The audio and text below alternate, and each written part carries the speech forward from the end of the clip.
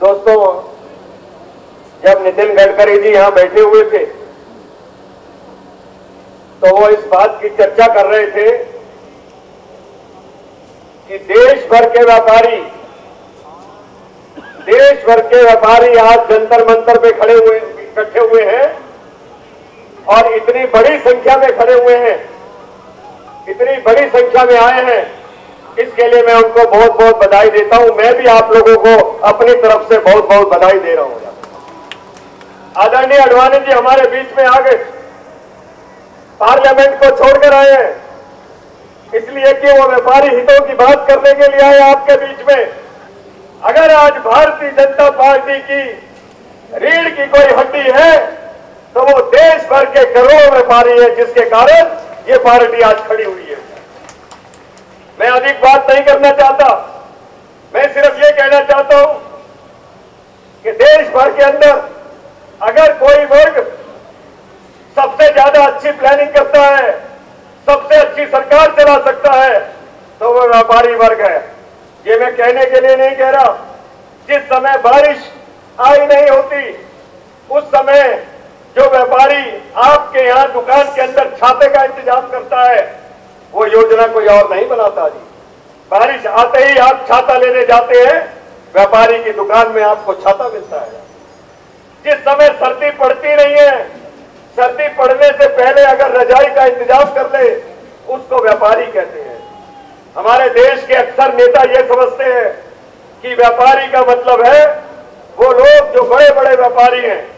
वो भूल जाते हैं कि इस देश के अंदर 5 करोड़ से ज्यादा ऐसा छोटा व्यापारी है जो कि गली मोहल्ले के अंदर बैठा है, जो पहाड़ के अंदर बैठा है, जो लोगों की छोटी छोटी जरूरतों को महसूस कर रहा है।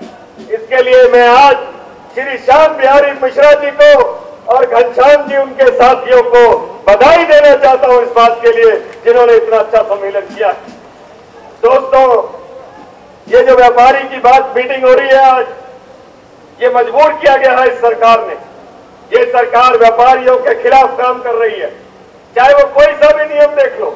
आज FDI रिटेल ट्रेड की जब हम बात करते हैं तो मुरलीधर राव साहब मेरे बगल में बैठे हुए थे, कहने लगे गोयल साहब, इस देश का जो छोटा व्यापारी है उसको कोई बैंक लोन नहीं देता है, उसको कहीं से पूंजी नहीं मिलती है, और सबसे बढ़िया GDP, सबसे बड़ा व्यापार टर्नओवर अगर किसी की है तो वो छोटे व्यापारी की है। बिना बैंक से लोन लिए, बिना सरकारी मदद के अगर वो काम करता है उसको छोटा व्यापारी कहते हैं। और उस छोटे व्यापारी के कारण हमारा देश आज की अर्थव्यवस्था मजबूत है। किंतु ये सरकार आज FDI रिटेल ट्रेड को लाकर इन छोटे छोटे व्यापारियों को गरीब बनाना चाहती है। एक तरफ 60,000 करोड़ डॉलर की पूंजी लगेगी, दूसरी तरफ मेरा व्यापारी 5-5 हजार रुपए लेकर दुकान को चलाता है, 5,000 से लेकर 5 लाख और 50 लाख तक। आप भी कल्पना कीजिए कि जब ये बड़े बड़े पूंजी वाले आएंगे, किसानों को अपनी शर्तों के ऊपर वो खरीद करेंगे उनसे, तो आप कल्पना कीजिए उस समय किसान अमीर नहीं, वो किसान गरीब होगा जिसको सरकार सब विभाग दिखा रही है। सरकार ऐसे सोचती है जैसे कि व्यापारी बड़ा उन्नत हो जाएगा, लोगों को बड़ा फायदा होगा। जितने मार्ट खुले थे उन सबको जाकर देख लीजिए, उसके अंदर आज चीजें महंगी बिक रही हैं जो कि रेहड़ी पटरी वाला बेच रहा है। इसलिए एक बार मेरे साथ नारा लगाइए, मैं बोलूंगा FDI रिटेल ट्रेड आपको नहीं सहेंगे। और जब नारा लगाए तो दोनों हाथ खड़े कर लगे लगाना, ताकि पता चले हमारी व्यापारी एकता बहुत बड़ी है। बोलिए FDI रिटेल ट्रेड, नहीं चिल्ला के लगाओ नारे को जाकर। ये पार्लियामेंट तक आपकी आवाज जानी चाहिए, बिल्कुल नजदीक के अंदर है। FDI retail trade, FDI retail trade, व्यापारी एकता, व्यापारी एकता। दोस्तों, अपनी एकता को दिखाओ, और अपनी एकता को दिखाओगे तो ज्यादा से ज्यादा आपका प्रतिनिधित्व पार्लियामेंट के अंदर होगा। अपनी एकता को दिखाओगे तो ज्यादा से ज्यादा आपके लोग विधानसभाओं के अंदर आएंगे। इन्हीं शब्दों के साथ मैं ये कहना चाहता हूं, आज उन सब कानूनों का व्यापारी समाज विरोध करेगा, जरूरत की चीजों को मुहैया कराता है।